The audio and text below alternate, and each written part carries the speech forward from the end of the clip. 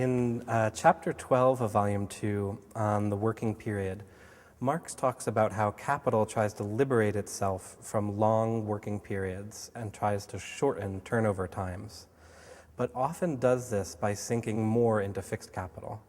How does this dynamic contribute to crisis tendencies? This is one of the neat things in volume 2. We get all of this discussion of not only temporality but also spatiality.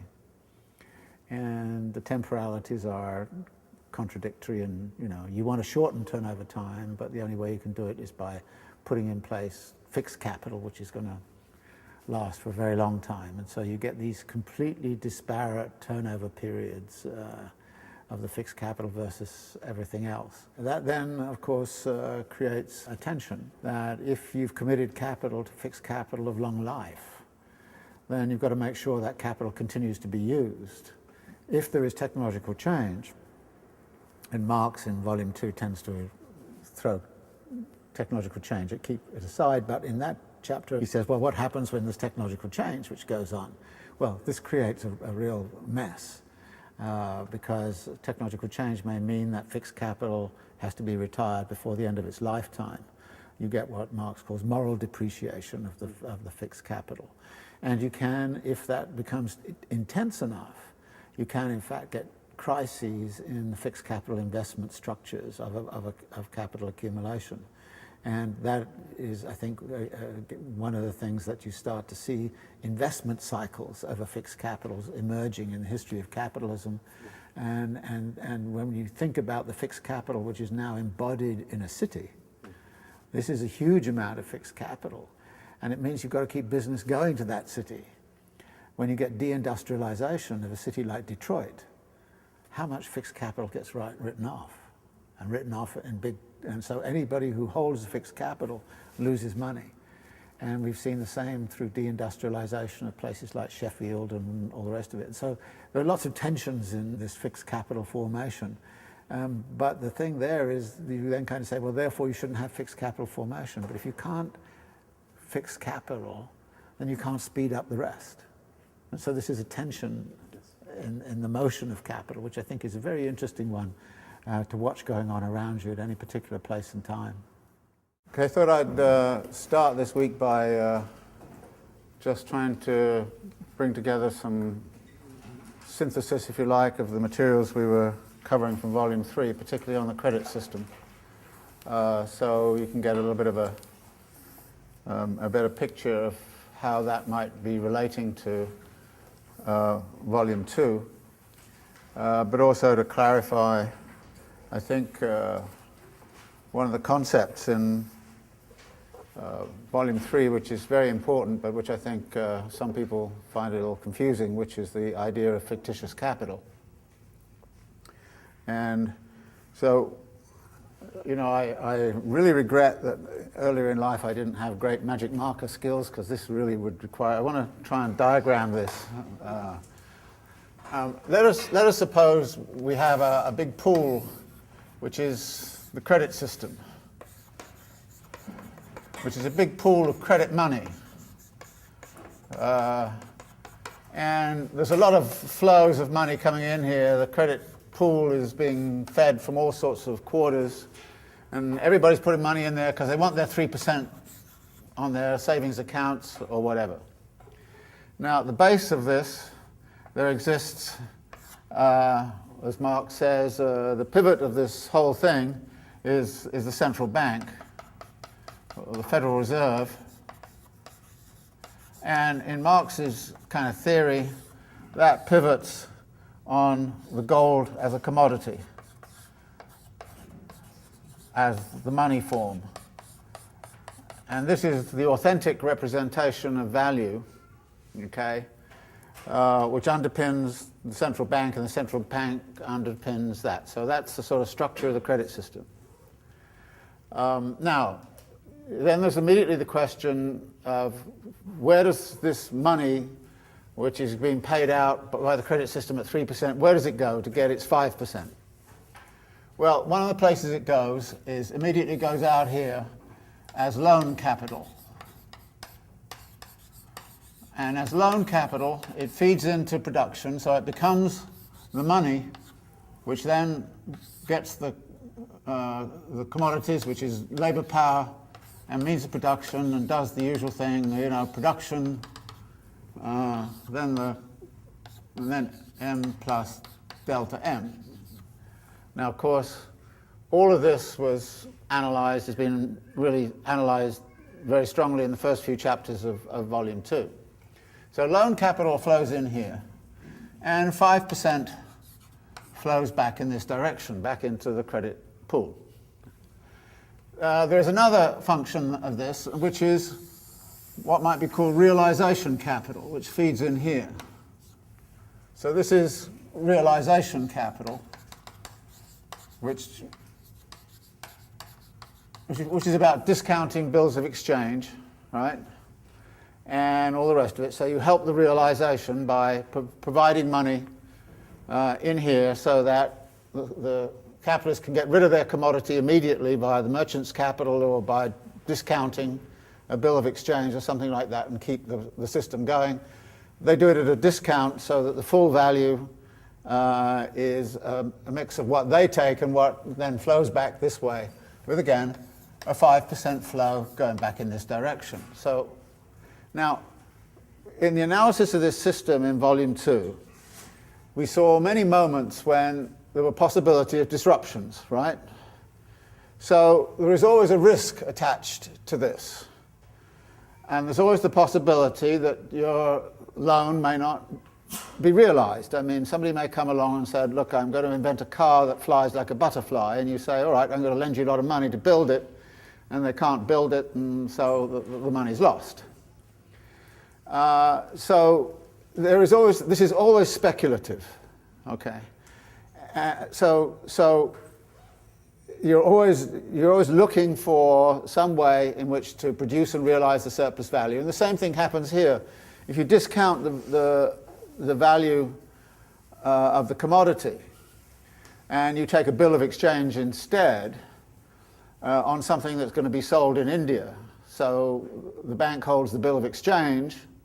It's discounted at 5%, but as holding the bill of exchange, and the boat sinks or something like that, or somebody is, Marx talks about the way in which the cargo gets sold twice, something like that happens. So you could lose there. So there's this is always a speculative flow, and as a speculative flow, it has a risk, and Marx uses a lot of particular words to talk about what can go wrong here when things get held up. He uses words like this is dead capital, he calls it at some point. He calls it fallow at another point, or idle. It's value which is either not managing to go from one stage to the next, but the other thing he does sometimes is he says this is devalued capital, i.e. it's not in motion, therefore it loses its value. But that can be temporary, because after a while maybe somebody comes along and picks it up and moves it again, so you can get a devaluation for a certain moment, and then it gets revalued as things get taken up. This would be true, is most true about the way in which labour uses means of production. This is means of production Marx calls dead labour. And dead labour remains dead until it gets animated by living labour. So this idea that something goes dead and then it's made alive again and gets resuscitated is actually rather important to the way this flow works. So this is one of the uses of credit monies. And Marx does not at any point refer to this in terms of fictitious capital, right? Even though it's speculative and can lose things, and and it's fictitious in the sense that you're holding a bill of exchange and you don't know where the goods are, those kinds of things. He never uses the term fictitious. His fictitious capital refers to something rather different. And there are three forms I think we should look at. One is, okay, some of this money is lent to the state.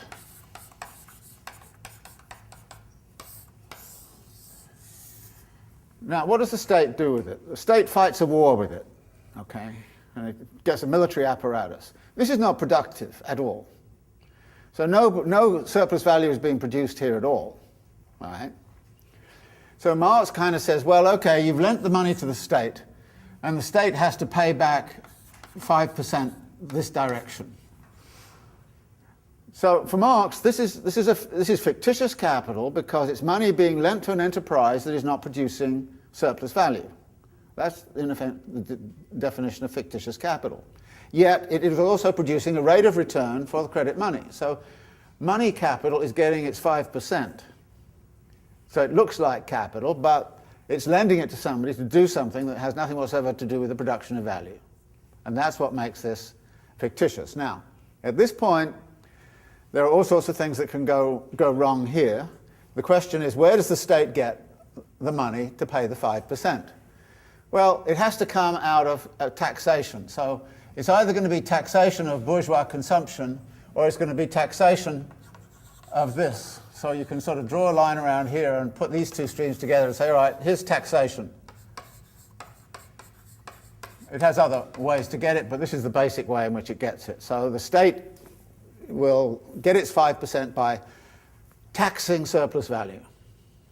Surplus value is being produced up here. It does not produce any. It taxes some of it and then uses it and goes fight some war and destroys everything. And that's, yeah, that's what it does. It does other things too. We'll come back. So for Marx, this is fictitious capital. It's investment in an enterprise that does not produce surplus value. Yet it's an investment that gets a rate of return. Now the second area would be, and he uses this, is to lend into consumption, and the area here that I think is most obvious, which he mentions, is that suppose you lend to consumption, and this consumption is of housing, and you're lending in the form of a mortgage. Now, we have mentioned cases where people use their houses for, as fixed capital in production, but by and large, houses are not used for that. They're just used to live in. This is the site of social reproduction. And in Marx's definition, and you may not like it, but in Marx's definition, that is not producing surplus value, right? Does not produce surplus value. So, and it's simply about lending to people so they can consume. Now, the big question is where do these people get the money to do it? Well, part of it is bourgeois consumption, and the other part is, again, labor power. So you have another stream, both of these sorts. There's part of it here, which is what Marx calls the circulation of revenues. So revenues are circulating in the form of the wages of the labourer and the surplus value that the bourgeois takes for himself or herself and actually then consumes it. Now, so again, what you get here is a certain flow of revenues, a circulation of revenues, but there's no, in Marx's argument, there is no surplus value production going on here. Okay? So therefore, this is also a form of fictitious value because the 5% is coming back in this direction. So the third area is to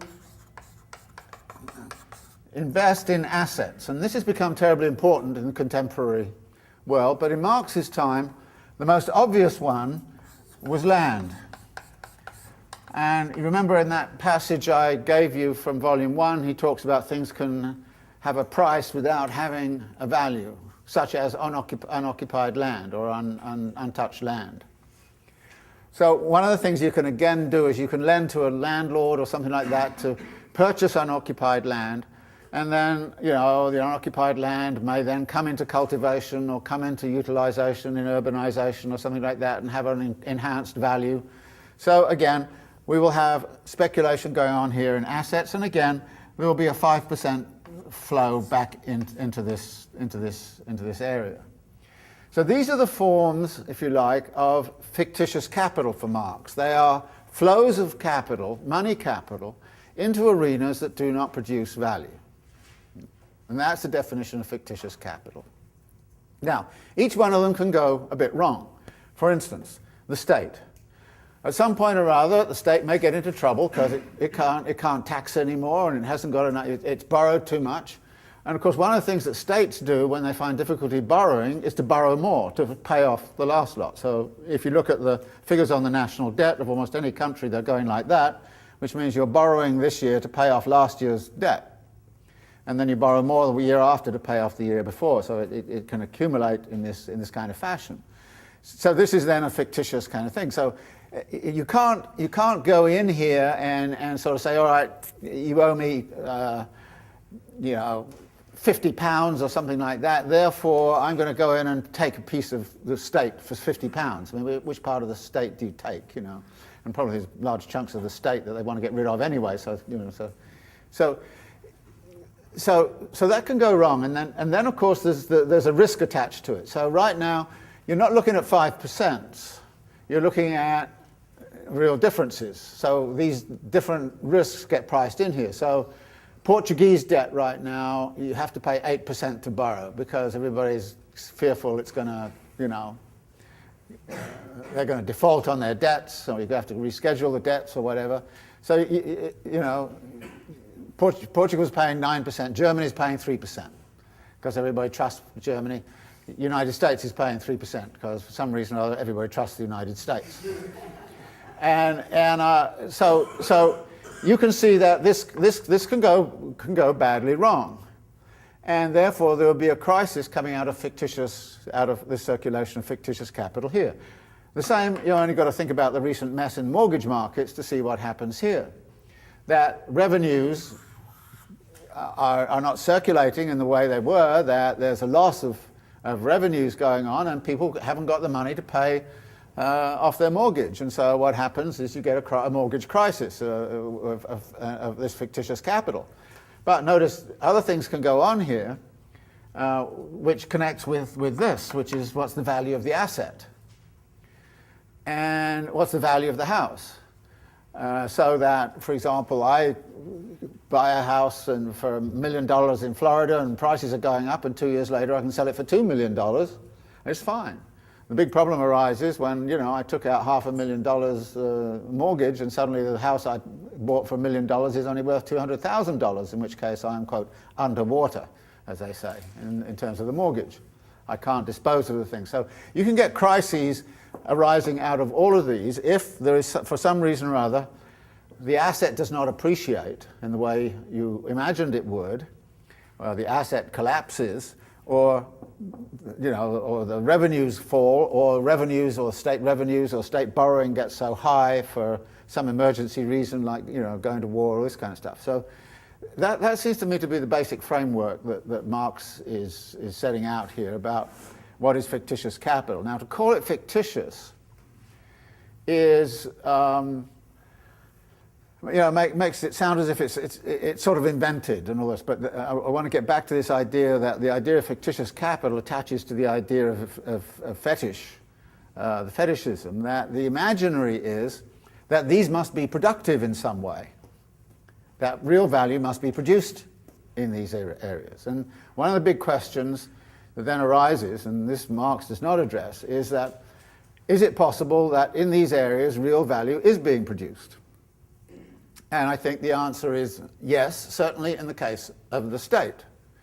For example, the state doesn't only go to war, and we see in the chapters that are coming on that what's one of the things the state is involved in? Building roads. Well, roads are means of production, they're collective means of production. So actually the state is producing collective means of production for the capitalist, physical infrastructures. But notice something here. The state is going to do that for 5%, for interest only. And the 5% will flow back in here and then be... So that passage where Marx talks about that a lot of means of production circulate through interest only is rather significant, because that then lowers the cost of constant capital in very significant ways. So the state can be productive. For example, in this country, what was the productive effect of building the interstate highway system in the 1950s and the 1960s? Actually, very significant, right? Very significant. And so there was a theory, and I'm rather surprised that Marx didn't actually mention it, because in Second Empire Paris, which Marx is very well aware of what was going on, one of the things that was going on was, of course, the building of the new boulevards. And these were actually considered by the government of the time as what was called productive state expenditures. So it is possible for the state to be part of the production of value. It's not entirely the case that there is no value production going on inside of the state apparatus. The big question which you have is, well, how much of it is being chucked away on useless things like wars and all the rest of it, and how much of it is really going into value production? And there's a kind of complicated decision there as to what is what. But I think it would be wrong to say that that all of the money that flows here is fictitious capital. A part of it is fictitious, and a part of it is actually moving into the productive circuit in very significant ways. And of course, it's being paid for.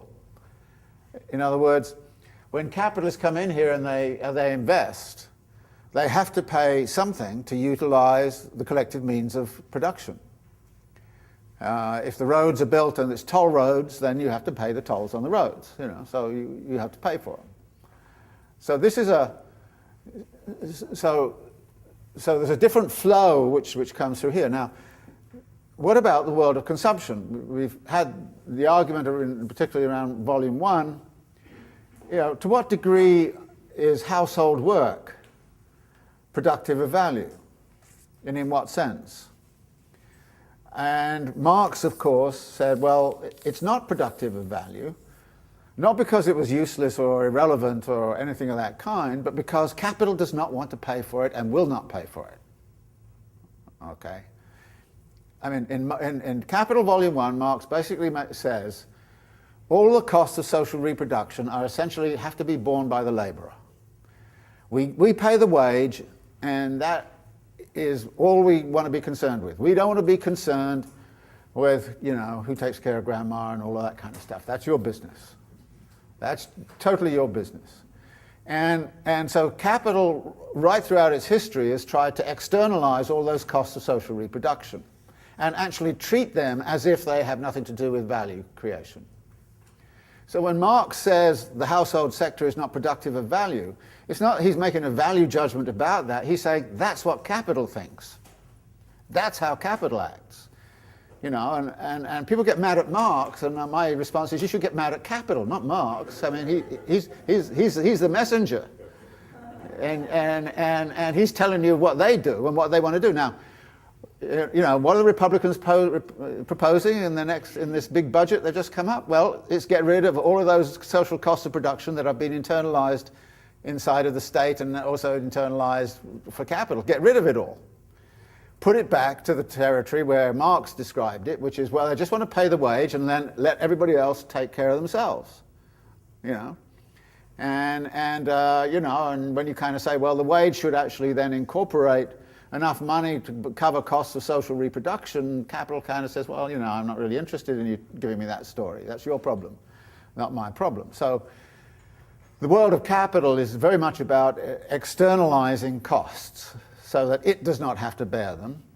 And as it does not have to bear them, then what goes on in that realm is none of its concern, and therefore, as far as capital is concerned, that is not going to be productive of value.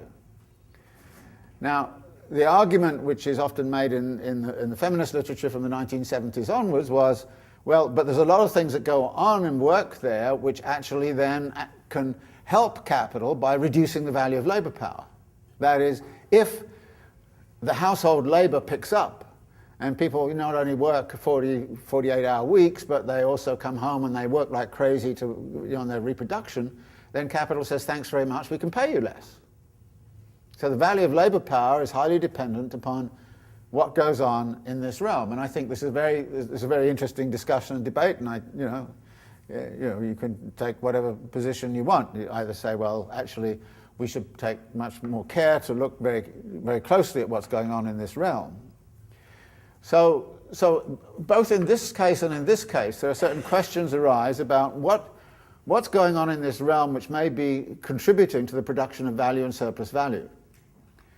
I mean, my own view of this, for what it's worth, is that this does not produce value, but it helps produce surplus value. And exactly like fixed capital does not produce value, it helps to produce surplus value. So what happens here does not produce value, but it does produce surplus value for the capitalist. Precisely for the reasons I mentioned, that if somehow or other people start making their own bread and all that kind of stuff, and they, do a tremendous amount of work inside of the household as opposed to sitting down on a sofa and kind of watching TV all the time. If they do a tremendous amount of work, labour within the household, then actually that does have the effect of capital kind of saying, oh, well, you can do with less. Or being very moralistic at you and saying you shouldn't be sitting on the couch, you should be out there cooking and doing all those kinds of things and blah, blah, blah. So I think that this is a very important issue. The same applies a little bit to assets. And that is going to come up in one of the chapters that's to come, because what happens with assets is you can kind of say, well, this land is unoccupied. It therefore has no value because no labour is embodied in it. But actually think about this for a moment and say, well, how close is the nearest highway? Labour is embodied in the highway, and the highway is not on the land, but on the other hand, if the highway is near the land, then the land value goes up. Right? So things go on the land which are actually about, again, physical infrastructures and so on, which are actually contributing to the production of value. And we're going to see some examples of that in the chapters that follow. So is this a clear understanding of what's meant, what Marx is meaning by fictitious capital, and how we might use this category? In other words, you just don't use it and kind of say, oh, it's all fiction. It has a sort of technical meaning. Maybe you have some questions about that. Yeah. I just wanted to ask about two sort of separate phenomena that haven't been covered yet. Something for sort of like bank leverage that don't have yet. Is that something that's just about assets, just devalued assets? There's a lot of messing around that goes on in here. I didn't want to get into all of that. I mean, I'm trying to simplify as much as I can. But there's never been enough gold in the economy since I don't know when to actually cover all of the stuff that's really needed. This has always been a base. And then the private holding of gold disappeared with World War II. And then it ceased to be even the basis of this. So you wipe this out as a basis, and then the central bank. And then we get into the problem that Marx mentions, is what happens when the central bank is stupidly constructed, or they make the bad decisions or something of that kind, as the 1844 Bank Act did in exacerbating the crisis of 1847-48. And there's a lot of argument about, well, the Federal Reserve policy, and actually even going back on the gold standard in the 1920s and 1930s, had a lot to do with the Great Depression. So bad decisions around here can actually exacerbate a depression in certain ways. And everybody's looking at the central bank, the Fed and European Central Bank, and sort of saying, what are they doing? Because we've lost, we wiped out the gold commodity at the basis of it. The leveraging stuff, of course, is also going on because, since you're working here not only with savings, you're also working here with deposits, which are non-savings. You always kind of figure that nobody's going to withdraw it all at the same time, and therefore you can always lend out money even though you really don't have it. So there's a lot of credit creation, credit monies get created in here. And of course, one of the theories, by the way, which comes about, is that if the state borrows very high, in a very high rate, and this rate goes to 7%, without any, why would anybody put loan capital up there at 5% when you can get 7% from putting it into state debt? So there's what they call a crowding out theory that goes on, that if the state, this is one of the arguments against the state borrowing too much, is because if they borrow a great deal, then given the supply and demand are going to set the interest rate, then supply and demand will be such as everybody's going to have to pay 7%, which can get very burdensome up here. Same thing can happen, in other areas. So what happens to the interest rate becomes also rather important. And, but again, those are complications that arise in the system. Yeah. What would Marx say in terms of derivatives? What value is produced from those? Derivatives go back a long way. And to some degree, what you see him beginning to say, he doesn't talk about derivatives directly, but in agriculture, you get but that's a bit distinct from derivatives. Yeah, but a lot of derivatives come from are insurance on futures. But second or third order. Yes, right. He would say what most of us say about what even Warren Buffett says. These are weapons of mass financial destruction. I mean. So he'll have a great time with that, I'm sure. But there is a form of derivative and hedging and futures, which has always been around in this system. And actually you can see some of it in the discounting of bills of exchange of stuff that's going to India. And he doesn't actually talk about any insurance on whether it got there or not. So he doesn't really go into that. Yeah. It appears with all the interest going in to credit that there would be a tendency for credit to monopolize or for a sort of anti-market to form in order for it to manipulate these different rates. Mm-hmm. And then that's one question, but then how does that also relate to something I might remember or misremember, that as a class, capitalists, many of the same individuals hold money capital and productive capital. So I don't know how to think about that anymore. Well, yeah. Again, I was just trying to simplify here around.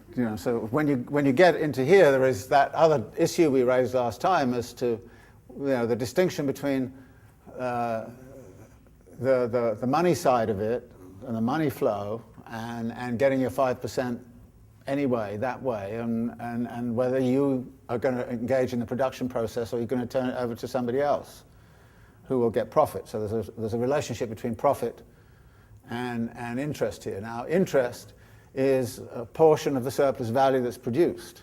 The remainder is the profit. Now, is the surplus value that's left over then has to be divided into revenues for the bourgeois so they can, reproduce themselves, but then also capital that can come back into circulation and continue to circulate. So, and then there is this choice at this point: do I keep on producing, or do I just sort of say, okay, I'm going to take my money and just sit there and get my 5%? And as Marx kind of says, industrialists in Britain showed a lot of signs that after they made a bit of money, they were just going to sit back and take their 5%. And which then produces a ridiculous situation where everybody's trying to live off interest when no surplus value is being produced, which then collapses the whole system. So at that point, he says somebody's going to have to go back into production and actually engage with production. So yeah, there's that which goes on at that point. So there's another complication about the relationship between profit of enterprise and interest on the money capital, which is the dual form which exists here. Okay, well, let's leave that. I just hope that clarifies a little bit what Marx is doing. But I want you also to think, as we come back into Volume 2, what the relationship of a lot of this is to what's going on in Volume 2. Because one of the things that Marx argues very strongly is that the credit system, while it has all of these possibilities of disruption, and there can be possibilities of crashes and all the rest of it, but it has these positive virtues in relationship to capital accumulation that have to do with speeding up the turnover time, of lessening the transaction costs that are involved, of accelerating things, of collecting together capital in sufficiently large quantities so you can form a joint stock company that can build something as complicated as a railroad, that can actually then organize itself so it doesn't actually get a rate of return on what it's done for 4 or 5 years. In other words, you can imagine, so there are all sorts of things that the credit system does. And I think that if you go back over where we've been in Volume 2 of Capital and collect together all the time, Marx kind of says, well, the credit system now becomes rather significant.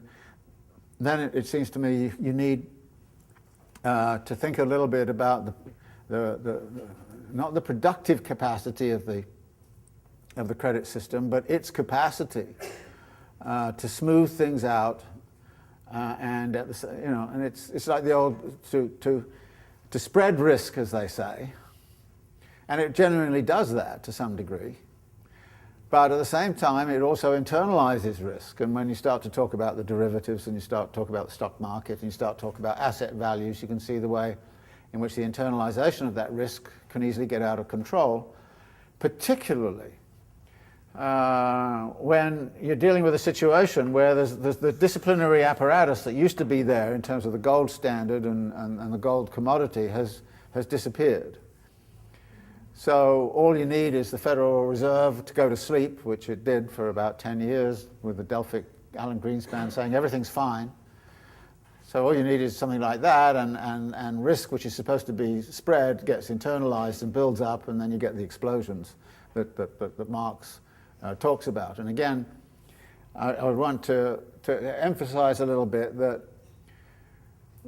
some people have kind of said, why are we doing volume 3 in the middle of volume 2? Well, I think that actually the technical stuff that's in volume 2, you don't get the idea of what kinds of explosions it can lead to.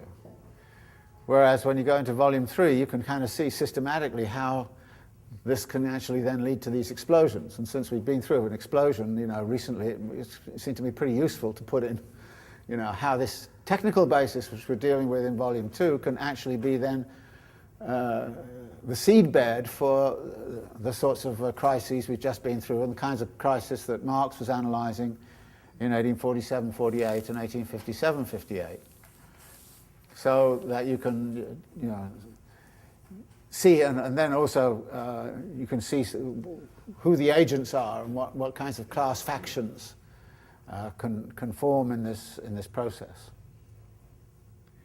Okay, so let's leave it there and then come back to volume 2. And the 3 chapters we're doing, I think you should have found them miraculously easy to understand. Right? So you have absolutely no questions, right? Because it's clear and lucid and everything else. The only thing I think it's worth doing with these chapters, because they are so, I think, clear and lucid, is to talk a little bit about some of their implications and what might flow from some of these implications. So chapter 12 is about the working period, which is the number of working days it takes to produce something. And Marx deals with these 2 examples of cotton spinning and locomotive production, and then defines the working period on page 308 as a succession of more or less numerous interrelated working days. I call this a working period. If we speak of the working day, then we mean the length of time for which the worker must daily expend his labour power, must work. If we speak of the working period, on the other hand, this means the number of interrelated working days that are required in a particular line of business to complete a finished product. And as we'll see in the next chapter, the working period is not the same as the production period. The working period is the number of active, it's the hours, if you like, where labour is actually working and incorporating value. And as soon as labour stops, that's no longer part. So if you're working on a 12-hour day, then labour stops at the end of 12 hours, then so you can add it up in this kind of way. And longer working periods, that has impacts on the means of production you need and the amount of money you need to be up front. So if you have a long working period, like building a locomotive, you need a lot more capital up front, unless, of course, the credit system is there, as it says on 309. It is otherwise with the circulating components of the capital advance. The labour power bought for this week is used up during the week, and has objectified itself in the product. It must be paid for at the end of the week. And this capital outlay on labour power is repeated weekly over the 3 months, although the expenditure of this portion of capital in the 1 week does not enable the capitalist to cover acquisition of labour in the next week.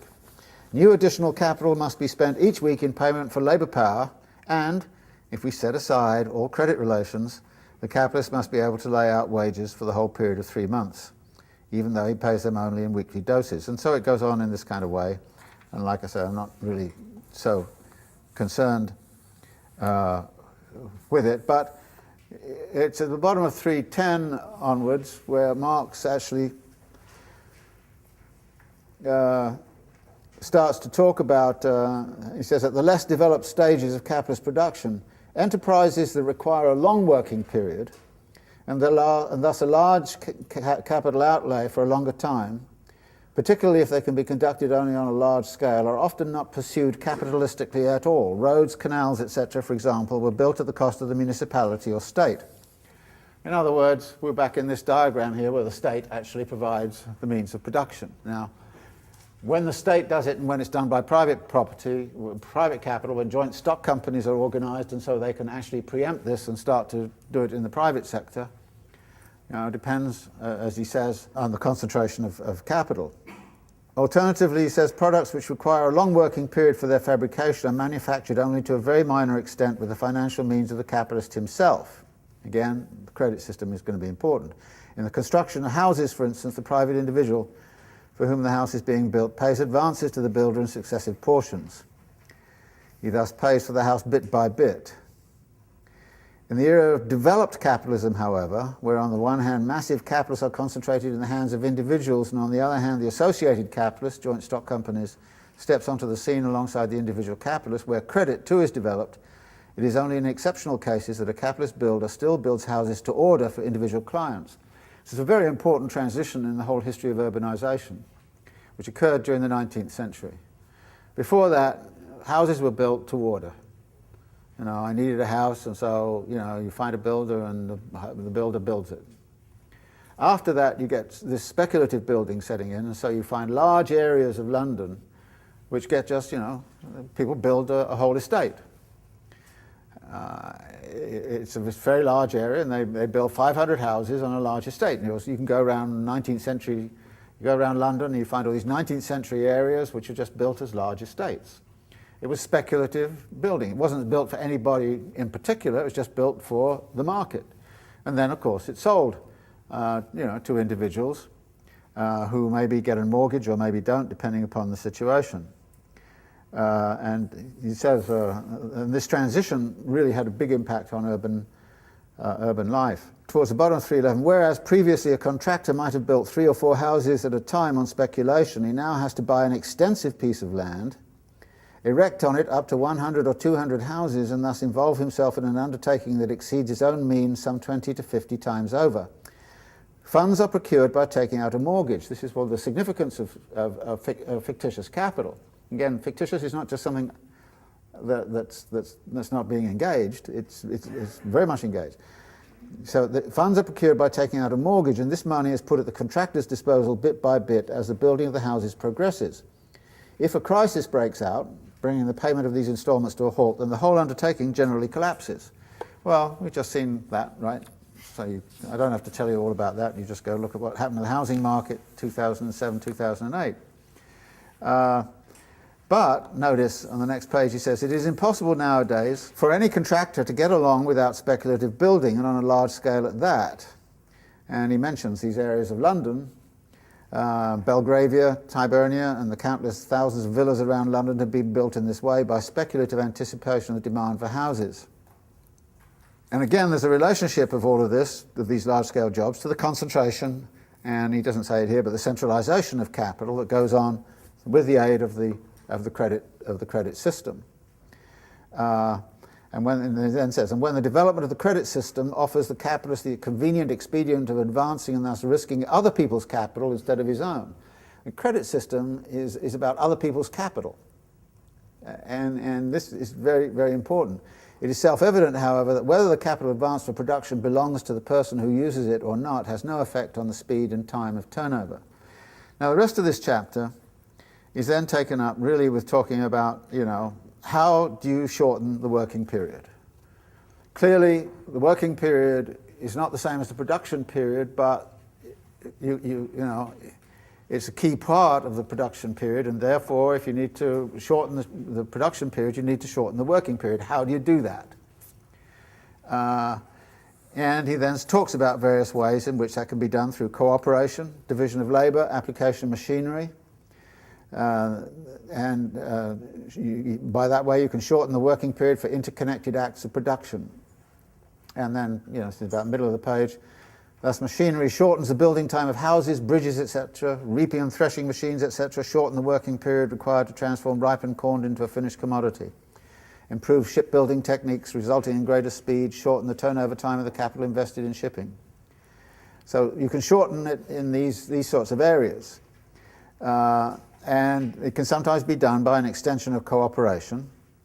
And he talks about the completion of a railway is hastened by setting afoot great armies of workers and tackling the job from many different points in space.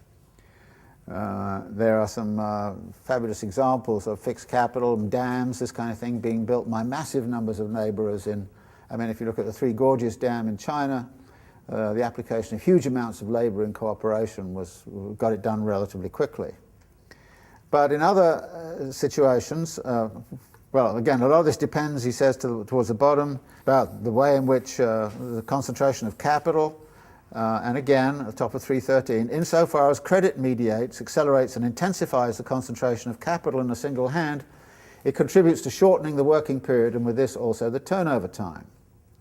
But then there's a problem of how do you accelerate the turnover time when you're dealing with sheep and oxen and all this kind of stuff? And then he gives some examples of this where these sorts of things can happen.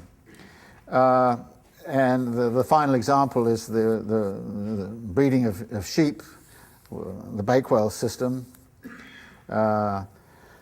In Bakewell's system, he says at the top of 315, 1-year-old sheep can already be fattened. Instead of waiting 3 years, you do it in 1 year.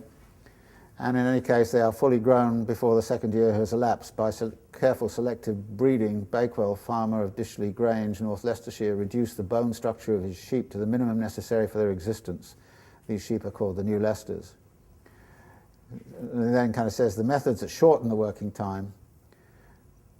period differ greatly in the extent, and it differs within industries and between industries. And I came across a thing on the web which is a really wonderful little example of this, so I think, Chris, if you can show this little example, it'll be fun.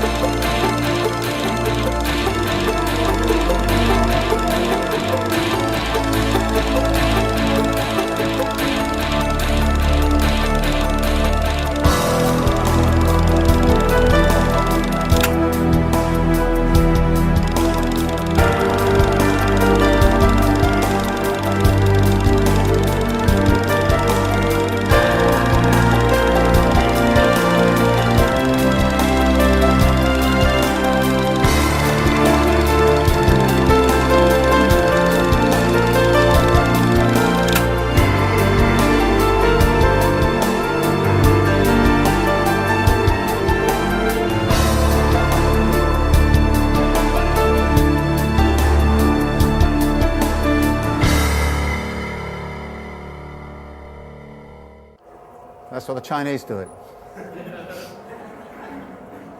And you want to know what the competitive advantage of the Chinese is over America right now? This is precisely they can do things like that. A bit astonishing, right? What? It's not just cheap labor, it's skilled labor. Skilled labor, skilled labor. Very interesting, to think a little bit about the nature of the labor process that's involved, and who's involved, and what the intensity of labor is, by the way, which is one of the big characteristics of Volume 1 that sort of emerges out of Volume 1 as you go through. The intensity of labor is just as important as the absolute length, and obviously it's 24-hour shift labor, highly concentrated, skilled labor with all of the equipment necessary to do it. Very, very, cooperation is obviously incredibly well pre-planned. But it just shows you about, the Chinese have been building whole cities in 3 or 4 years. And you can see how that can be done. And when you look at what goes on in this country, the Boston Big Dig took 15 years or something like that. This is an amazing sort of example of a working period. Now, obviously, there's a lot of other stuff that goes into it. It's all prefabricated, of course, and so you've got all the working period that goes into the prefabrication, so you've got all of those sorts of things to take into account. But on the other hand, what you see here is the lengths to which people go. But notice something. How much capital do you save by doing it that fast? Okay? You don't even have to pay laborers a week's work. What you've got to pay them is you do it 90 hours. You have to pay 90 hours for labor. That's it. So it's a very telling kind of example of what you can do about a working period. But then what I think Marx is doing is putting this the other way around and asking the question, why is there this perpetual search to speed up like this? Where's it coming from? And I think what he does rather beautifully is to lay out why this sort of thing goes on. We look at it and we just kind of admire it, or horrified by it, whichever, and kind of say, my God, how on earth could you do that? And say this is a pretty astonishing thing to have done. But at the same time, I think Marx will say, well, it's not astonishing at all. Capital will go to any lengths to speed up and do things of this kind. And in competition, it becomes absolutely crucial. What kind of firm could, let's suppose you wanted to build a hotel in New York and these people came along and said, okay, we'll do it for you. As opposed to some American contractor who says, well, it'll take 6 months or 2 years or something like that. They kind of say, well, we can do it in 90 hours. Who would you take? So this is I think what is so interesting about working period. And I often think it would be very interesting for somebody to write a dissertation on the history of working periods. It really would be. In the history of capitalism, particularly in relationship to urbanization. How long did it take to build an estate? How long does it take now? How long does it take in China to do it? Those kinds of things. Chapter 14 of Volume 2, Marx singles out communication and transportation as sort of special sectors that have sort of important knock-on effects on the rest of the economy. How do you think about his approach to these two sectors? Well, at first sight, it seems a little strange. He kind of says that, most things that go on in the marketing process are not productive of value. They're necessary costs of circulation. But with transport and communications, he says, no, they add value. So they're productive of value. And it's often seemed rather curious to me as to exactly why he decided they were productive of value and, retailing was not. But his argument is that the commodity is not complete until it's arrived at market. That if it's at the factory gate, it's not complete because it hasn't got to its marketplace yet. So there's that. But on the other hand, this is a separate kind of addition of value that has nothing to do with the original production process. So it's a complicated kind of argument he's making here.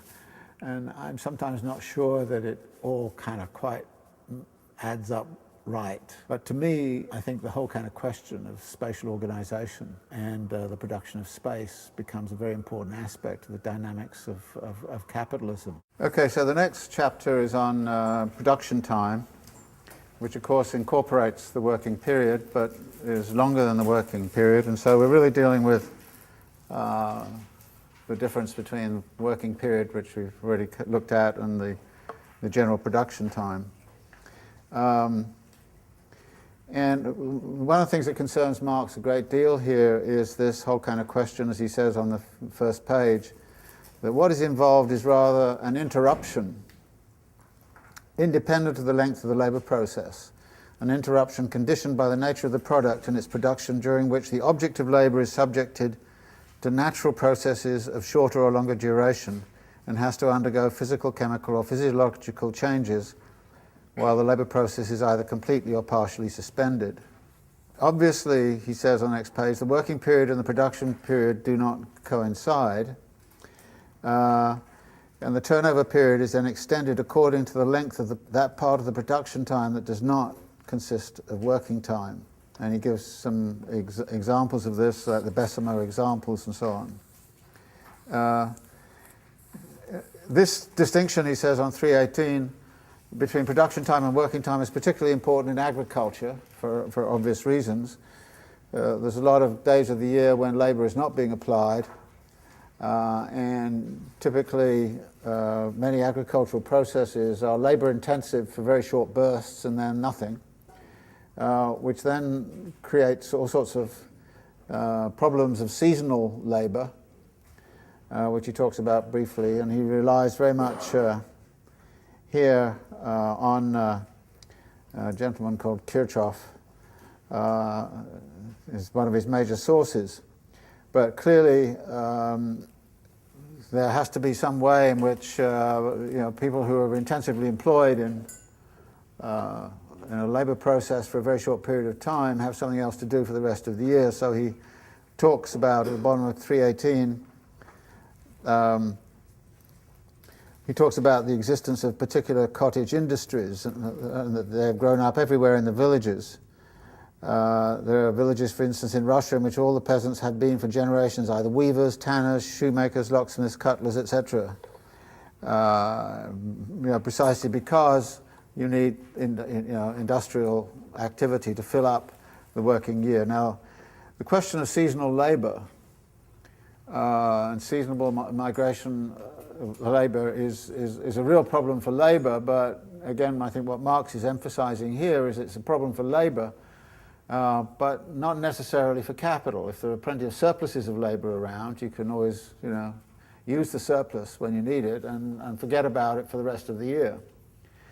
And these, in the 19th century, certainly, there was something called the dead season, even in industrial activity.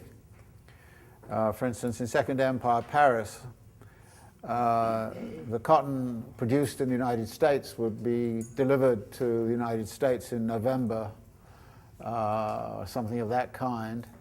During that period, the people from the United States, the factors and the sellers would purchase a lot of things in Paris, like furniture and other goods, and take them back to the United States. So there was a strong seasonal trade which depended upon when the cotton came in.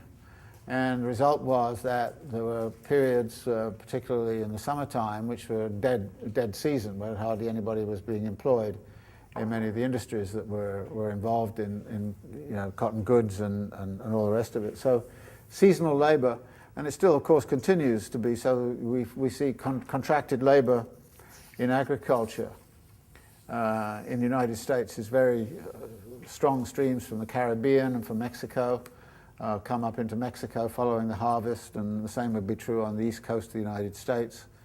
If you go to Maryland Eastern Shore, you'll find all of these kinds of huts, and the migrant labor will live in them for, 2 or 3 weeks during harvest time and then just move on.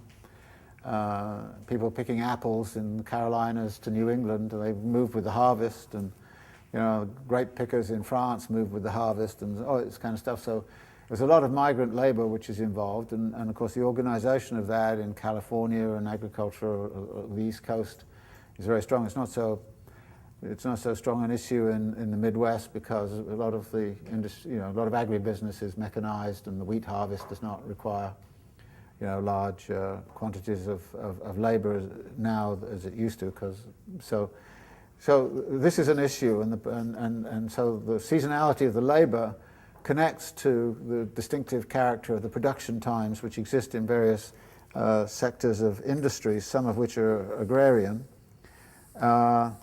and some of which, of course, are very, very long term. And Marx gets interested in the whole kind of question of forestry and wood supplies on 321, 322. And the tendency, of course, always is to end up deforesting things, you know, and I mean, why would you bother to plant something when it's not going to be ready to be harvested until 150 years' time? I mean, the time horizon is so, the whole kind of question of what goes on with forestry or something of that kind is a really big issue that has to be sort of worked out, and gives, and again, he has several quotes from Kirchhoff on all of this. These questions of seasonality and disruptions and production times are also factored in on 323, where he starts to talk about kind of trying to smooth things out by keeping stocks on hand. So he talks there about the formation of a stock, which is sufficient raw materials which are there to keep things flowing. And he says, in considering the formation of a stock, we've already noted that a greater or lesser quantity of potential productive capital is required, i.e. a quantity of means of production destined for production, which has to be held in reserve in a greater or lesser amount in order to go into the production process bit by bit. But obviously there's an incentive for capital to try to reduce stocks. We noted in this connection that with a capital investment of a given scale, the size of this production stock depends on the greater or lesser difficulty of its replacement, its relative proximity to the supplying markets, the development of means of transport and communication. All these circumstances affect the minimum capital that must exist in the form of productive stock. What follows from this, it seems to me, is an interest in capital bound to be interested in questions like inventory control, just-in-time systems, so that you flow things over the amount of, and if you tie up a lot of capital in means of production which are just lying idle, then that's no use to you. That's dead capital, fallow capital, idle capital, devalued capital. But if you can reduce that, then you can reduce the total amount of capital you need to produce a surplus value. So the capital you lay out is very much affected by the need for these reserve stocks.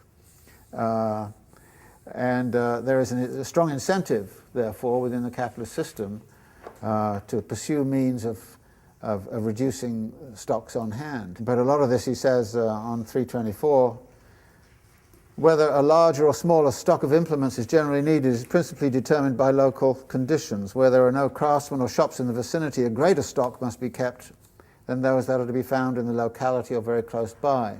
And this is obviously going to come up in the next chapter, where he talks about the efficiency of flows within transport systems as being rather significant to the reduction of stocks.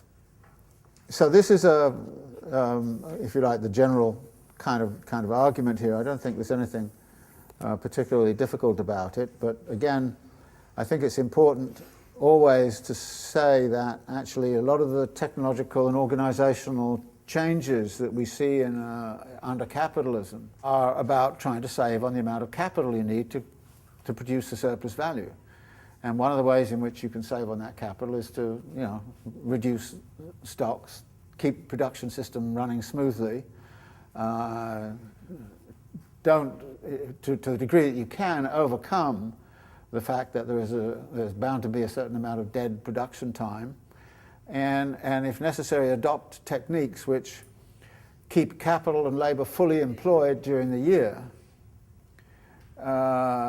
even in the face of the fact that you have these other considerations. So this is one of the problems that capital has historically faced, in exactly the same way there's a sort of a history of working period. I think there's a whole kind of history of innovations, organizational innovations and the like, which are about trying to reduce the production time in ways that are beyond what happens as you reduce the working time.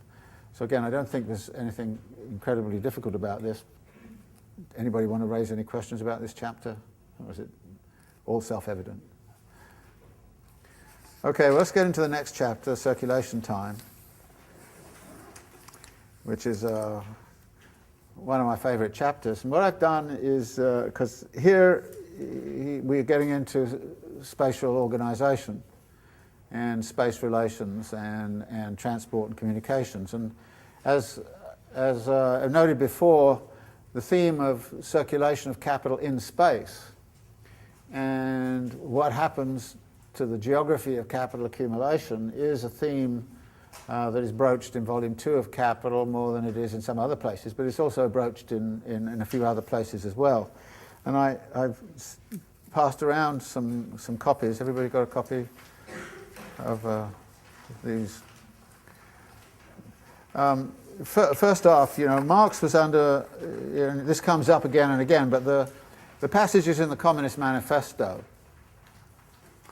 about the bourgeoisie and the world market are, I think, always a rather brilliant reminder that one of the missions of the bourgeoisie is not simply accumulation for accumulation's sake, as he puts it in Volume 1, but also the creation of the world market, or we want to call it what we call it now, globalization. And this passage in the Communist Manifesto, I think, is really a great example of Marx's writing about that. The need for a constantly expanding market for its products chases the bourgeoisie over the entire surface of the globe. It must nestle everywhere, settle everywhere, establish connections everywhere. The bourgeoisie has, through its exploitation of the world market, given a cosmopolitan character to production and consumption in every country.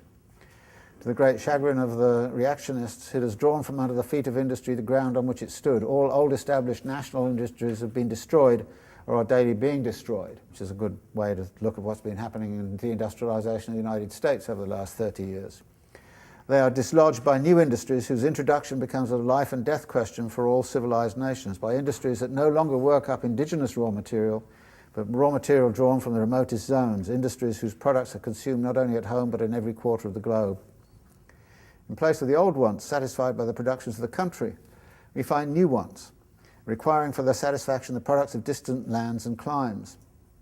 In place of the old local and national seclusion and self-sufficiency, we have intercourse in every direction, universal interdependence of nations, and as in material, so also in intellectual production. The intellectual creations of individual nations become common property. National one-sidedness and narrow-mindedness become more and more impossible, and from numerous national and local literatures there arises a world literature. Obviously, Marx is being a bit optimistic here about the disappearance of nationalism, actually what's interesting, I think, in world history is the way in which globalization and nationalism have been perpetually balancing each other. And as we see right now, with new phases of globalization, so we're seeing the emergence of very strong nationalist movements to counterbalance them. So there's been much more of a balance in this than Marx. He also kind of said proletarians have no interest in nation, they have no country, which is just not true, So he's a bit too optimistic on that side of things. But he then goes on to say, the bourgeoisie, by rapid improvement of all instruments of production, by the immensely facilitated means of communication, draws all, even the most barbarian nations, into civilization. Well, you wish that were true, but the cheap prices of its commodities are the heavy artillery with which it batters down all Chinese walls, with which it forces the barbarians' intensely obstinate hatred of foreigners to capitulate. It compels all nations on pain of extinction to adopt the bourgeois mode of production. It compels them to introduce what it calls civilization into their midst, to become bourgeois themselves. In one word, it creates a world after its own image. I mean, I think this idea that Marx and Engels have in the Communist Manifesto about, the creation of the world market is a very powerful idea. It crops up again and again in Capital, but nearly always in just sort of sidebars. Well, they're going to produce the world market. Well, the world market is beginning there. Then in the Grundrisse, he has, I think, some even more explicit things, and I think it's important to look at exactly how he formulates it. He says, whether I extract metals, this is on 524, whether I extract metals from mines or take commodities to the site of their consumption, both movements are equally spatial. The improvement of the means of transport and communication likewise fall into the category of the development of the productive forces generally. This is, I think, a very important idea, that when you talk about the productive forces in Marx, you should always be prepared, I think, to include in it the improvement of the means of transport and communication. And this is a productive force, which is very powerful, and as we've seen, transport and communications are productive of value also. So it's both a productive force and also productive of value. So it then goes on, the more production comes to rest on exchange value, hence on exchange, the more important to the physical conditions of exchange the means of communication and transport become for the cost of circulation. Capital by its nature drives beyond every spatial barrier.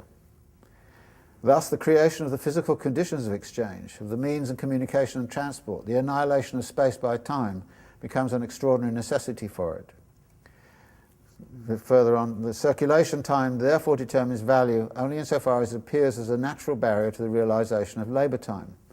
It thus appears as a barrier to the productivity of labour. Thus, while capital must on one side strive to tear down every spatial barrier to intercourse, i.e. to exchange and conquer the whole earth for its market, it strives on the other hand to annihilate this space with time, i.e. to reduce to a minimum the time spent in motion from one place to another. The more developed the capital, therefore, the more extensive the market over which it circulates, which forms the spatial orbit of its circulation. The more does it strive to simultaneously for an even greater extension of the market and for greater annihilation of space by time. Now, this phrase, annihilation of space by time, I think it's a very interesting one. It's not some metaphysical thing, ontological transformation of the universe or something like that. That's not what he's talking about. What he's talking about is that value is socially necessary labour time. Therefore, capital actually measures space in terms of the time it takes to move across it. Okay? And actually, it also uses something else, as he mentions, which is the costs. Well, so what this does is to produce a relative, what we call a relative notion of space. That is, it's relative to the time it takes to move and to the costs of traversing it. I mean, that's the way in which capital measures things. And there's a very clear distinction in this chapter between what we call absolute space and relative space. Absolute space is the physical distances, which are unchanging. But Marx makes very clear the relative spaces are changing all the time. And in fact, they're changing according to the revolutions that are occurring in the productive forces which attach to means of transport and communications. And this idea, I think, is very significant because it then kind of says proximity, which we've seen already in the preceding chapters plays a very important role in, for example, management of inventories and so on. The proximity depends very much on the relative space rather than the absolute space. I mean, the fact that, you go out here and you see cut flowers, and they come from Ecuador or somewhere. Well, 100 years ago, you probably would have seen cut flowers certain times of years, but they would just come from around New York. Because you couldn't fly them, in refrigerated containers the way you can now. So the relative space of movement and motion has a lot to do with time and cost. So you can take perishable materials now, and perishable things, and transport them many distances, provided the cost of transportation is cheap enough.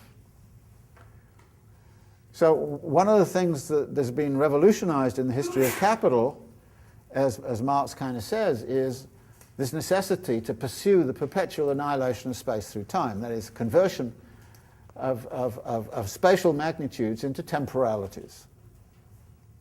Because temporality is the measure of value. So that, and this is Marx's logic at work, and I think it's a very interesting one. So that doesn't mean that space is less important. that it's annihilated and therefore you don't have to consider it. No.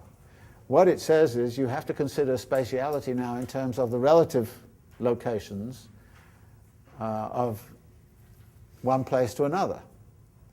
And that relative location is shifting. And in this chapter, he starts to talk about, well, you know, before the railroads came, you know, relative space was constructed like this. After they came, relative spaces are constructed like that. And places that were actually once, you know, very significant and important, after the railroads came, if you didn't have a railroad came through you, then you're lost. You're no longer in, you know, your relative situation has declined. So it's possible for places to lose relative location. And relative location is not necessarily continuous either. It doesn't work like that. I mean, it costs you as much to fly to Paris as it does from New York as it does to fly to Ithaca. And you kind of go, well, you know, if I'm thinking about just simply the cost of movement, time is different, but the cost, if I think about the cost of movement, I think, well, you know, if I have a choice of going to Ithaca or Paris for the same amount, what am I going to do? So the space becomes topological also. I mean, it's often faster to get to London than it is to, you know, go out Long Island on the expressway on a crowded, you know, summer Sunday. So the topological space is also, and actually what Marx talks about is the concentrations that can then occur because of the topological spaces. You have a place here which, you know, suddenly draws all the traffic. And since it draws all the traffic, then the efficiency with which it can handle the traffic up to a certain level of congestion, the efficiency should improve, and then they'll be diminishing. So, you know, like flying through Chicago is always a disaster, you know, so it's about its limit, you know, in terms of efficiency of movement. So the spatiality starts, so you start to see the shifting spatialities which are occurring, and he's being very explicit about this in this chapter, and it plays, I think, a very important role. As he starts by saying on 327, a permanently effective cause of differentiation in the selling time and hence in the turnover time in general is the distance of the market where the commodities are sold from their place of production. It's also going to be true about the distance from raw materials. And this is where he says, improvement in the means of communication and transport shortens absolutely the period in which commodities migrate in this way, but it does not abolish the relative difference in the circulation time of different commodity capitals. So he's using a language here of absolute and relative, but he's using it in a somewhat different way than I am, because he's saying the absolute time and the relative difference between how a means of communication handles, say, the transport of strawberries versus the transport of lumber. But then, as he goes on a little bit further, you start to see another way in which relative and absolute can be understood. He says a bit further down, the relative differences may, however, be displaced by the development of the means of communication and transport in a way that does not correspond to the natural distances. For instance, a railway leading from the place of production to a major inland centre of population may lengthen the distance to a nearer inland point which is not served by a railway, absolutely or relatively, in comparison to the one naturally more distant. Similarly, the relative distances of places of production from the major market outlets may be altered as a result of the same circumstances, which explains the demise of old centres of production and the emergence of new ones with changes in the means of transport and communication. Then he introduces the cost side of things. With the development of the means of transport, the speed of movement in space is accelerated, and spatial distance is thus shortened in time. This is the point, okay? In addition to this, the mass of means of communication develops. And again, the effect is just-in-time systems. I mean, efficient transportation networks allow you to reduce inventories, and so you can just have the trucks come in and deliver in the morning what you need for that day, and the next morning they come in and deliver. So that's really very important. But then in addition to this, the existence of structures of transportation, he says, about the middle of 328, at first, the greater or lesser frequency with which the means of transport function, i.e. number of trains on a railway, develops with the degree to which a place of production produces more and becomes a major centre of production. And this is a development in the direction of the already existing market, i.e. towards the major centres of production and population, towards export ports, etc. What he's getting at here is what we now call agglomeration economies. That industry locates somewhere, and because the industry locates somewhere, there's means of transport there, and somebody says, well, those means of transport look good to me, I'm going to locate there. And because they locate there, then the more trains start to run on the thing, and then somebody says, boy, there's a frequent surface between port A and port B, so I'll go there. And then, and it goes on like this until the transport system is pretty much saturated, in which case you then build a new one, and keeps on going. So what this leads to, as he says, is, on the other hand, however, and conversely, this particular ease of commerce and the consequent acceleration of the turnover of capital, again, this facilitates a more rapid turnover of capital, inasmuch as this is determined by the circulation time, gives rise to an accelerated concentration of both the centre of production and its market. All those industries come into some place, employ people, so it starts to become a market. The bourgeoisie lives there, it starts to become a market. So the market then draws in further functions, and so we get this tendency towards agglomeration of activities in space. And with that, he says, with this accelerated concentration of people and capital at given points, the concentration of these masses of capital in a few hands makes rapid progress. This idea that actually there's some correlation going on between, if you like, a concentration of a capitalist class configuration in a particular city and the formation of the city through agglomeration economies, an industrial city of that kind is again an interesting kind of way to think of things. And then on top of 329, all branches of production which, owing to the nature of their product, are oriented principally to local markets, such as breweries, thus develop to their largest dimensions in the major centres of population. Here the rapid turnover of capital partly balances out the increase in the cost of many conditions of production, building land, he doesn't say it here, but rents and all the rest of it. Now his example of breweries is very interesting. I always like to use this example. In the early 19th century,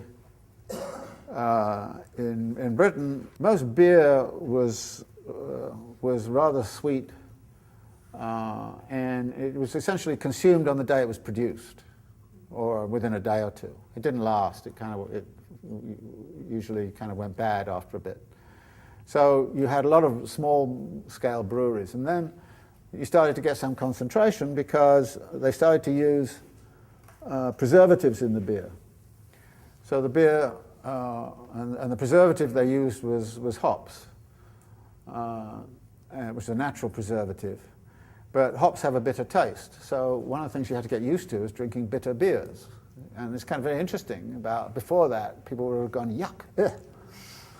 But people acquired the taste of drinking bitter beers, and in fact it became called bitter. When I was a kid, you could still buy mild and bitter, and the mild was a rather sweet kind of beer, and you'd have it mixed in with the bitter beer. The mild beer usually went bad after about a week, and so you had to be very careful drinking the mild beer because, it could go bad, whereas the bitter beer didn't because it had a lot of hops in it. Well, so hop cultivation became a big thing because it was a preservative. Now, if you can preserve the beer, you can take it for longer distances. So you went from a situation where actually you had neighborhood kind of local brew kind of stuff going on to actually having what Marx calls about, which is a large brewery in almost every city. And that brewery served the city. And the only beer you could drink in that city was that brew. And so when I was a kid, this was still the case, and I drank Courage, and if you went to a city about 20 miles away, you drank something called Shepherd Neame, Then there started to be sort of financial consolidation going on, and then you start to see that suddenly the transport costs start to diminish. And you go from a situation of having local breweries in the cities to other beers start to come in.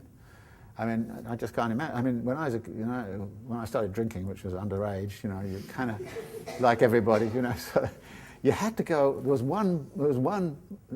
living in 3 towns. You had to go one of the other towns, which was close by, in order to get a Guinness. I imagine bottled beer was different. I mean, draft beers. You had to go. There was the only one bar, only one place in the whole where you could buy Guinness. I mean, it's amazing to think of. So you drank the local brew, and the joke was, well, you knew which city you were in by what you were drinking. And this was even true when I came to the United States in 1969.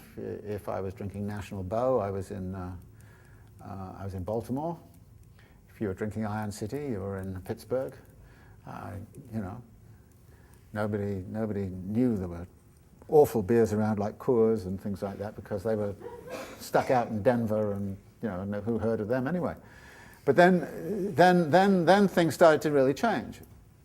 And I think this is very interesting. It's about the relative spaces and the relative cost of transportation started to change. And one of the big changes, of course, in the 1960s was containerization. So at that point, you could actually ship beers all around the world. And you replaced hops, by the way, which are very labor-intensive and quite complicated, with chemical preservatives, so you no longer needed hops. But by then, people had already got used to the bitter taste. So you need hops for the taste now. They put hops in beer for taste, not for preservative reasons. But the coming of the preservatives and the lowering of transport costs. Now, there was one funny kind of thing that went with it. I mean, the British, in India, couldn't do without their beer, so they started to brew things in the Trent area called Indian Pale Ales, which are highly hopped, and they shipped them to India so the colonial officers could sit there and quaff their beer. And of course, it was brewed in such a way that Americans can't understand, which is that it was brewed to actually taste good when it's reasonably warm. And I was at a bar around here the other day where they sell one of those British beers, and people were complaining how warm it was, and I was saying, well, actually, this is the temperature you're supposed to drink it at, So the coming of refrigeration changed a lot of these relations, and if you want a very good book, we were talking about this, William Cronin's book on Chicago, Nature's Metropolis, is a great book, because it's precisely about how space relations around Chicago were changing, the coming of the railroads, the reduction of the costs of movement, but also one of the most important things was refrigeration. I mean, when refrigeration came in, you could actually ship meat from Midwest to East Coast. Before that, it was very difficult to do. So what Marx is talking about here with this business of location of activities. But one of the things I also want to emphasize, this case of the beer, what it actually said was that you had a lot of local monopolies. In other words, I didn't have a choice when I was a kid as to what kind of beer I could drink. I mean, this must sound horrific to you, But no, I mean, there was only one beer, and that was it. I mean, there were a couple of other places where you could get something, but basically it was so. Actually, what is important about competition, and Marx doesn't register this here, but is, I think, very important, is that spatial competition is always monopolistic competition, and that creates a very interesting kind of world.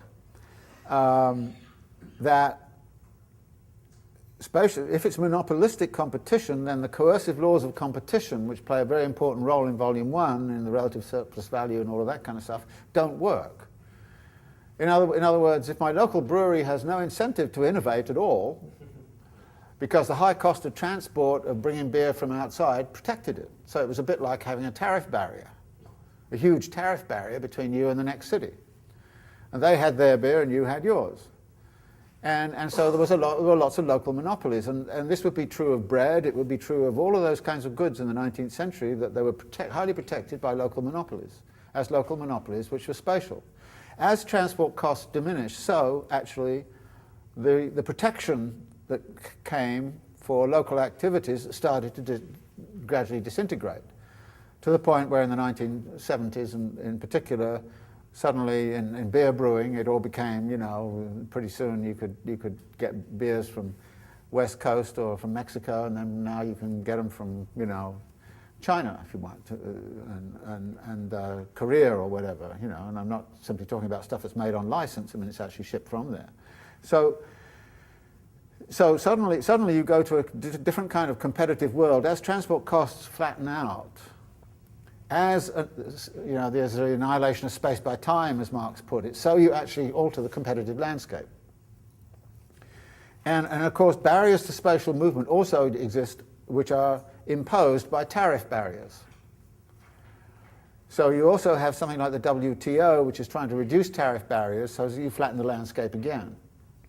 And this is all about actually changing the structures of spatial competition, which means that capitalists have to find other ways to monopolize, because capitalists who are supposed to like competition hate it and much prefer to live in a world of monopoly control.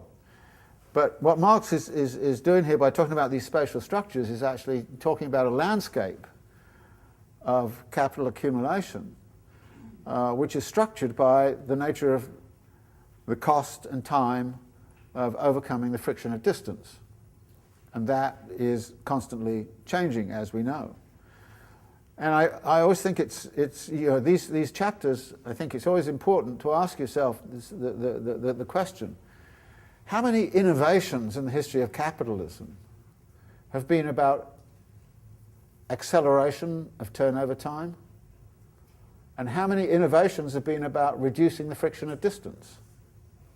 I mean, where would we be right now if we were still, you know, riding horses and buggies and carts?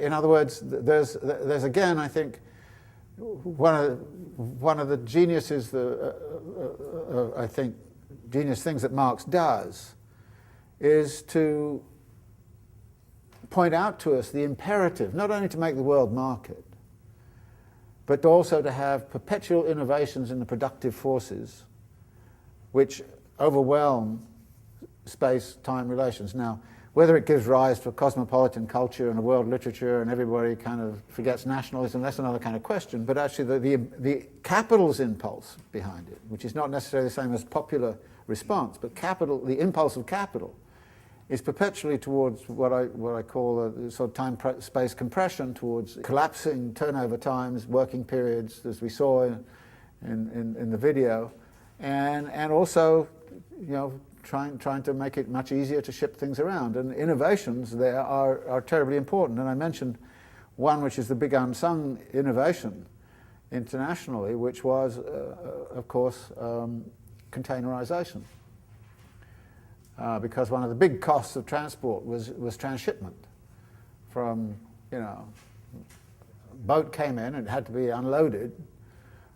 Stevedores, hundreds of them, were kind of putting it off and then putting it on trucks, and then it went inland, or put it on rail, flatbed trucks on the railroad, and off it went.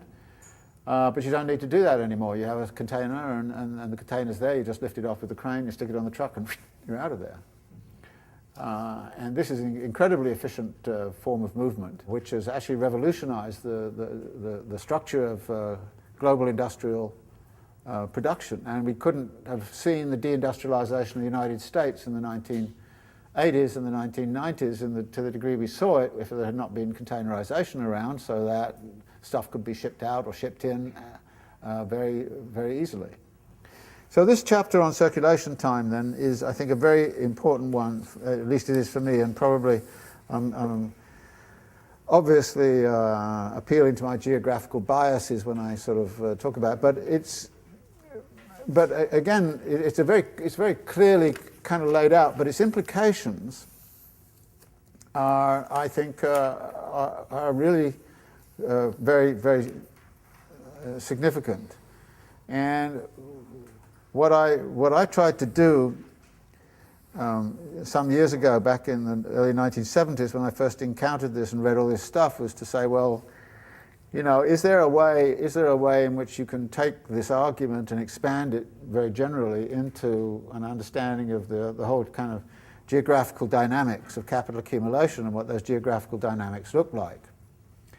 And it turns out that it's not, even Marx had quite a lot of things to say about it in bits and pieces, so I ploughed through all of Marx's literature to see what he said, and then stuck all the stuff together and kind of said, okay, here's how Marx is looking at this whole kind of geographical structure stuff, which is not simply about waving a hand and kind of say magically the world market appears, or there's an impulsion in that kind of fashion, but you can actually see some of the ways in which the dynamics of capital accumulation set things in motion. For instance, the whole kind of question of reinvestment. Where can you find opportunities for reinvestment?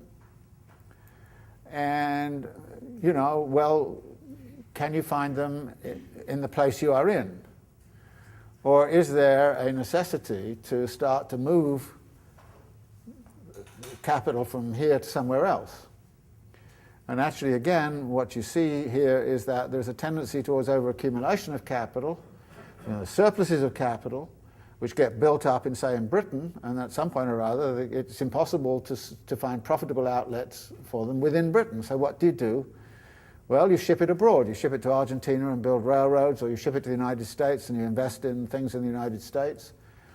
Or you can't find a market for it, so you go and find some place and you turn it into an imperial place where you can have a privileged right to sell your goods.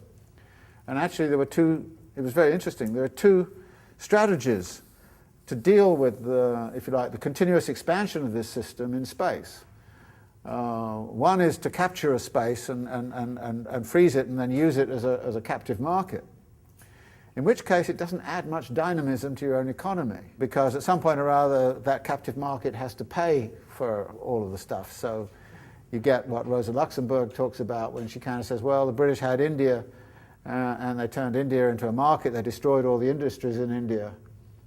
And it became a privileged market for British cotton goods, but how are they going to pay for it? Well, they had to pay for it by manufacturing jute and cotton and things like that, but at some point rather that didn't enough, so what the British did was to say, all right, well, the Indians can grow opium and we'll sell opium to China, and then you will get all the silver will come out of China, go to India and come back to Britain. So, but this was one of the ways in which imperial activity was about. The other way was to export capital and allow production to grow. And of course that's what happened in the United States. A lot of British capital came to the United States and became invested in production, loan capital coming here and building a new capitalist enterprise. And actually the evidence, as far as I can tell, is that Britain got far more dynamism out of doing that in the US than it ever got out of the India trade. And you know, because it was a stagnant market, a static market, which was not growing, whereas the United States was a market that was growing and growing and growing. The trouble was, at some point it grew to the point where it could outcompete Britain. But look what's happened between the United States and China. Okay, a lot of US capital has gone to China.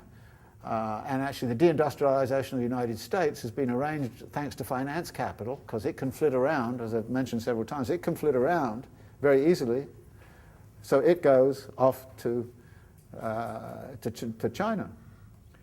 And you know, sets up production apparatuses in China. General Motors is there, and you know, Walmart is there, and you know, all the capitalist, you know, corporations are there. So they move there, and of course that's one of the things that's really booming right now.